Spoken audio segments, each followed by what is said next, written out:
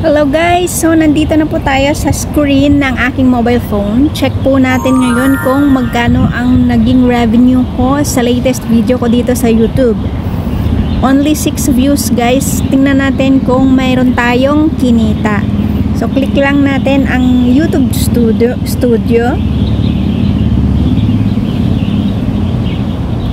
So ayan, nandito na tayo.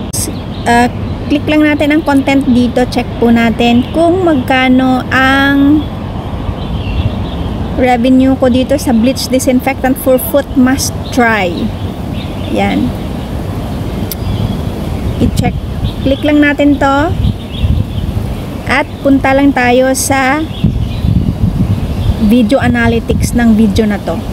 Kasi bawat video guys, mayroon kanya-kanyang video analytics or may mga kanya-kanyang revenue sila.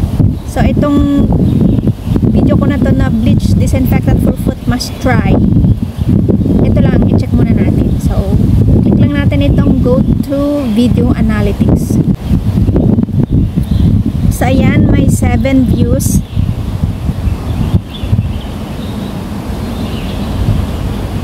In 48 hours meron siyang 2 views na nadagdag.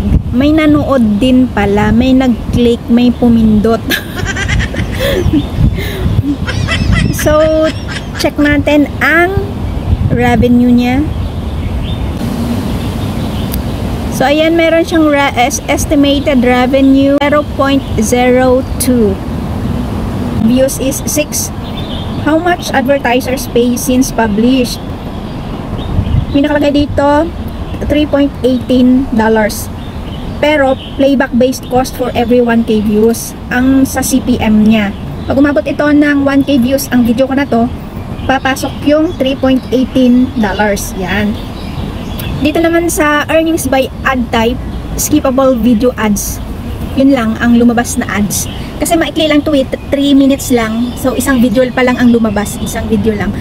Kung medyo mahaba sana ito, maraming ads ang lalabas. So dito pala nakalagay dito, revenue for every 1K RPM naman is $3 lang. Dito naman sa baba, yung CPM niya, pag umabot na ito ng 1K views, ang ibabayad ng advertiser sa video na to is $3.18. Sa RPM naman is $3. Revenue for every 1K views. For every 1K views. Okay. So ayan ang revenue ko sa 6 views. 0.02. O, di ba? 6 views pa lang 'yun. So upload lang po tayo, guys. Check lang natin yung isa ko pang video.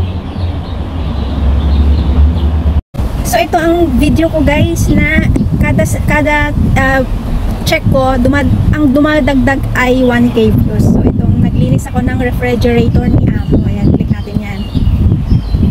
Ayan, itong video ko na to, yung naglinis ako ng refrigerator ni Amo.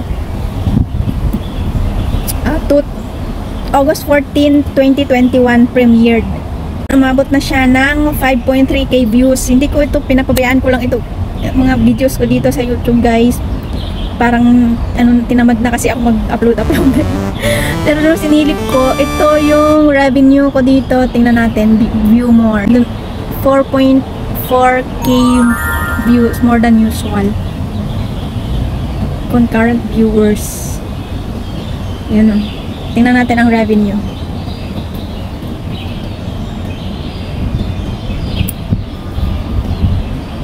So ayan ang revenue niya. August 13 to September 23, 5.40, parang tumaas. Ayan, 7.22, diba? 7.22, malapit nang umabot ng $8.10, malapit na. Ayan.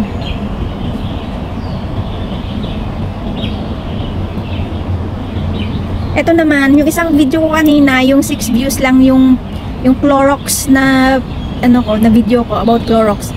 Ang revenue noon RPM is $3. Ito naman, ang revenue ko for every 1K views RPM is 1.35. Mas mababa. Tapos yung naman dito, yung CPM 1.75. Okay, ganun pala yun. So ito medyo mas madami ang ads kasi medyo mahaba itong video na to, 8 minutes. More than 8 minutes ang video na to kaya maraming ads ang pwedeng ilagay ni YouTube.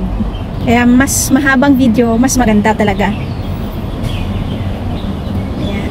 So ayan lang guys, ang gusto kong i-share sa inyo at dapat lang na ipagpatuloy natin kung ano man ang nasimulan na natin dahil hindi natin alam kung ano ang mangyayari bukas. Malay natin bukas magkaroon na tayo ng maraming views. Ayan.